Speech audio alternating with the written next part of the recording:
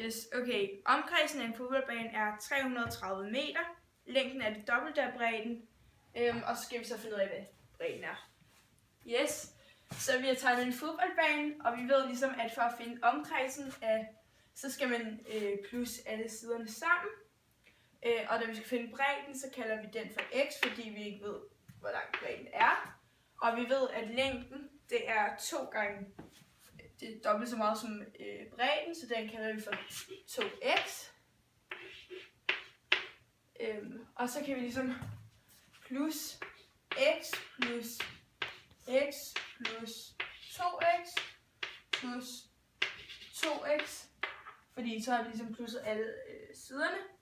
Så reducerer vi det, så det så bliver til,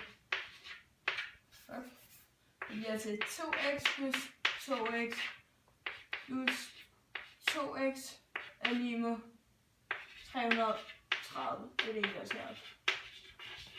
Okay, så reducerer vi, så det bliver til 6x er lige med 330.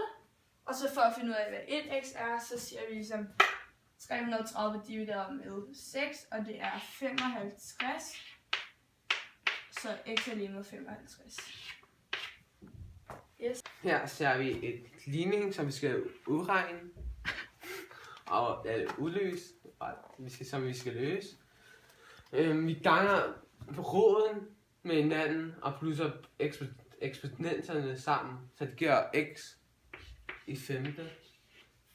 Derefter siger vi x i tredje gange med 4 er lige med. Det giver så 4x i tredje.